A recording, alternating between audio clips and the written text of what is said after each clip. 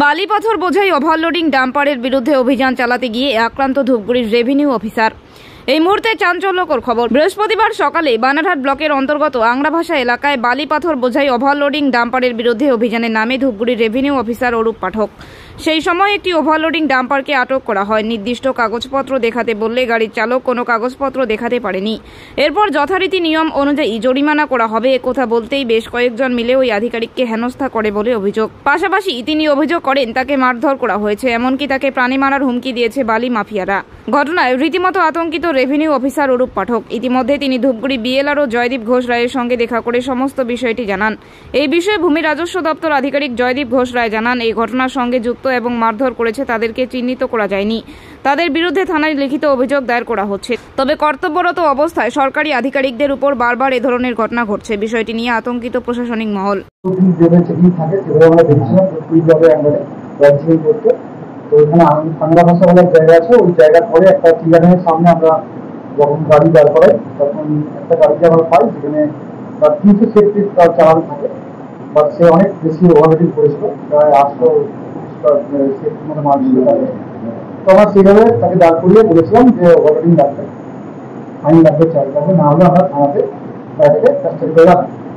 তো মালিকের সাথে কথা বলার পর মালিক বললো যে আধা ঘন্টা সময় দিন, আমরা আসছি। তো আধা ঘন্টার মধ্যে আশেপাশে অনেক লোক, অন্তত 25-30 জন মিলে এলো আমার কাছে। তারা এসে নানা রকম বাজারে কথা বলতে শুরু করলো, নানা রকম চেক করলো। আমি যখন বললাম তাদেরকে যে এরকমভাবে কেন করছেন, এটা তো অফিসিয়াল ডিউটি, আপনাকে করতে হবে, তখন আমাদের প্রায় বলতে শুরু করলো যে বেশি বাড়াবাড়ি করলে আমাকে প্রাণীও ইয়ে করবো। তখন আমি যখন বললাম যে আরেকটা বলি, তখন বললো না। এই করতে করতে হঠাৎ করে একজন এসে আমার গায়ে হাত তুললো, চর মারতে গেলো। আমি একটু চেক করলাম, চেষ্টা করলাম মারতে। তো বাকি সবাই ছিল ওখানে, তারা কেউ কোনো সামনে আসেনি। যখন হয়ে গেল তখন তারা এসে বললো যে ভুলে গেছে, ওদেরকে মনে করবেন না। এইভাবে আমি আমার অফিসের আমার সিনিয়রকে বললাম। তো সেই অবস্থা আমি গাড়ি ওখান থেকে সিজ করতে পারিনি, কারণ আমার কাছে ম্যান পাওয়ার অনেক কম ছিল। পুলিশকেও আমি খবর দিয়েছি, আমার যা ব্যবস্থা নিয়ে নেবো। এই অবস্থায় এখন তারা ছিল। এইভাবে আমি পার্সোনালভাবে চিনি না, বলতে পারবো না। তবে আমরা যখন গাড়ি চালান চেক করছিলাম তখন ওখান থেকে অনেকজন আশেপাশের লোক বলে তারা চলে এলো। তারা সবাই বললো যে আমাদের গাড়ি কেন ধরা হচ্ছে, কেন সকালবেলা বেরোনো হবে, কেন ভোর 5টা বেরোনো হচ্ছে, কেন রেগুলার বেরোনো হচ্ছে, কেন অফিস চালাতে গিয়ে এই ঝামেলার সৃষ্টি হয়েছে।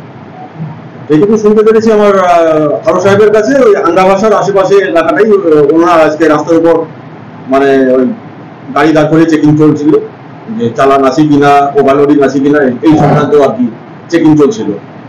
সেখানে কি ঘটেছে? সেখানে যেটা আরো সাহেবের যেটা বক্তব্য, আর উনি অনেক ভিডিও তুলেছেন, ফটোও আছে, সেটা হচ্ছে কি একটা গাড়ি নাকি 300 সিএফটির চালান ছিল, কিন্তু ওরা আমাদের মেজারিং টেপ দিয়ে মেপে দেখেছে যে 850-র উপর মাল নিয়ে যাচ্ছিল। তো আমাদের জেলা থেকে একটা অর্ডারই আছে যে কি ধরনের গাড়িকে কতটা ফাইন করতে হবে।